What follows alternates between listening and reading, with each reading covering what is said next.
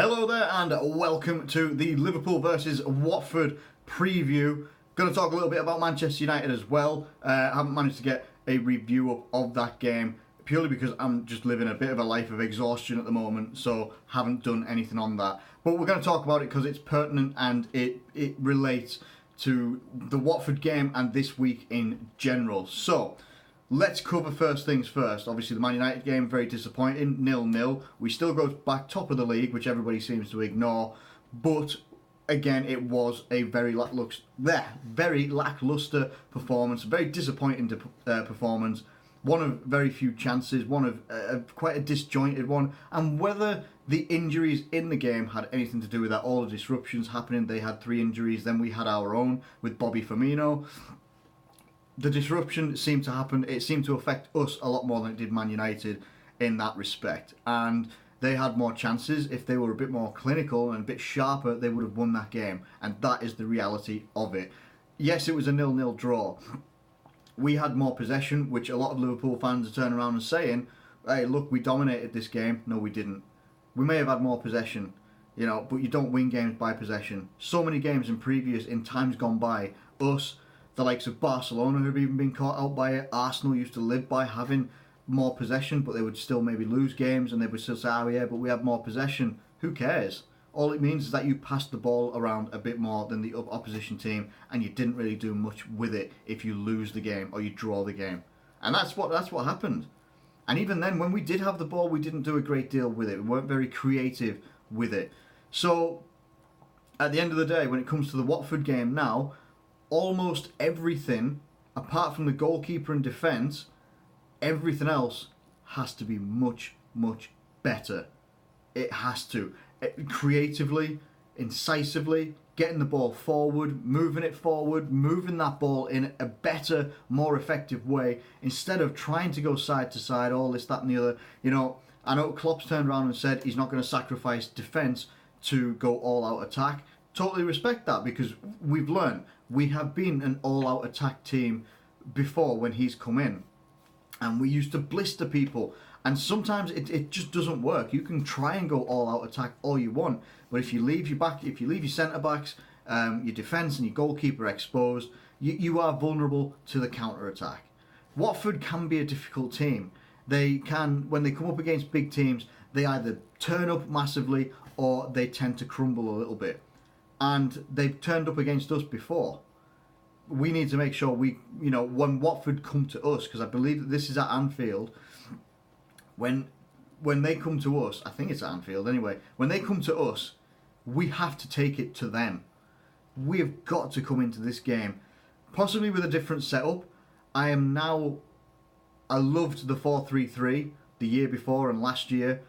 I firmly believe, I stick by it, I firmly believe the 4-2-3-1 is the way for us to go right now.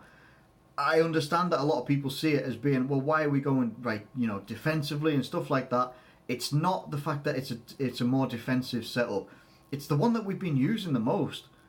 So if we've been using it the most and it's been the most effective throughout the season, why are we switching it up to go to a 4-3-3 again, which leaves us defensively exposed?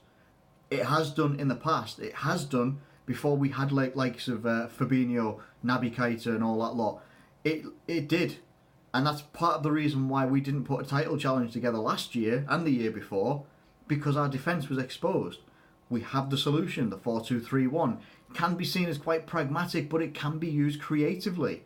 The 4 players that you've got in the 3-1 at the top of the setup can be your creative players. Your likes of Shaqiri, Naby Keita could go in there. Salah, Firmino, Mane, all of these guys have to be doing much more. And in my opinion, I think you do have to go with something like, if you're going to have a 4-2-3-1, the base of that 4-2-3-1 needs to be Fabinho, Gini Wijnaldum.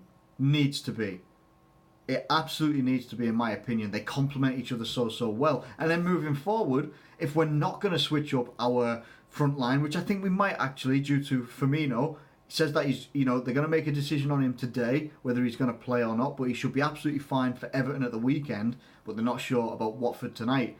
I would take it as an opportunity to say, listen, Divock, Origi, you're going to go up front, or however they're going to play it. If they want to play him out wide, maybe if they put Salah up front, put Mane on the right-hand side or Origi on the left-hand side, or vice versa, whichever. You've got the option of having Shaqiri in there as well, and I'd really like to see Shaqiri in there.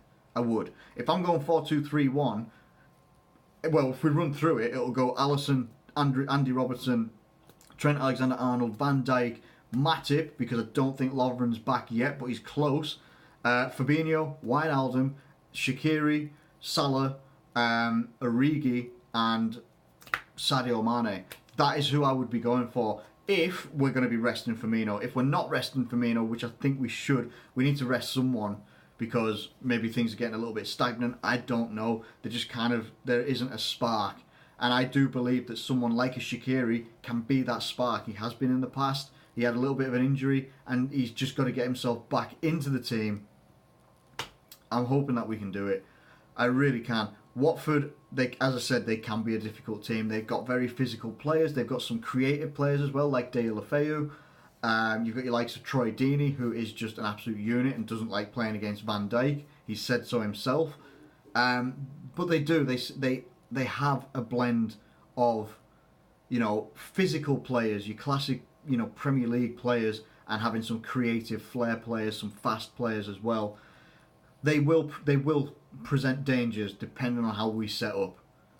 I just hope that we can. I really hope that we can take this Watford game I do believe that we're taking these games seriously, no doubt. I do believe that we are. But we now literally cannot take a misstep. We cannot take a step backwards. We can't afford to take a step sideways, which would be a draw. In my gut, I feel that a draw will happen against Watford. A draw, in my gut, a draw is either going to happen against Watford, or we'll win, or it'll be a draw against Everton at the weekend. And, oh God, I can't take that if that happens. Oh, I really can't. We need to do so much better in an attacking way. We really do. I feel that the defence has saved us a lot. Now it's time for the attack to start paying them back and actually start, putting performances back in. Putting performances in. I think even if I go back to, alright, take the Bournemouth game, we won that 3-0. If we go back to Arsenal when we beat them 5-1, we haven't seen a display like that. Not a great deal before then or since then. So we need to, I don't know what it is. I think the setup of the team needs to go to the 4-2-3-1, and I think that will benefit us. I really do. If we go 4-3-3, yeah, it looks attacking on paper, but I think it suits us more now to play the 4-2-3-1. It just makes sense to play that way, and I hope that we do. Honestly, I hope we go out there and we absolutely blow the back doors off Watford, and we do a really convincing win. Got Man City are playing tonight against West Ham, I think. I think they're playing at the same time as us. So obviously people are going to be checking notifications at the same time. Man City, I have no doubt in my mind that they will probably run out winners in that game. But I think West Ham could, make a game of it. But yeah, I'm just concerned that we're getting to the really critical point of our Premier League season. And I just don't want us to take a back step. I don't want us to be the chasing party. I like Liverpool being the chased team because it means that it's still in our hands. If we were to go the rest of this season, win all of our games, no matter what City do, they could belt people 12-0, 20-0, whatever. If we win all of our games, we would win the title. And that is just the biggest thing right now. It's still in our grasp. It's still in our hands. And we have to take that as far as we can go. So, let me know what you think for the game tonight. What do you think the result's going to be? How do you think we're going to set up? How do you think we're going to play? And can we get a very vital win? Let me know it in the comments below. If you've enjoyed this video, please do like it and subscribe if you're new around here. Make sure to get your comments in the comments box below. But for now, I'm out of here. I'll probably do a review tomorrow after I finish work. Maybe after a good sleep. How about that? Thanks again, and I'll catch you later.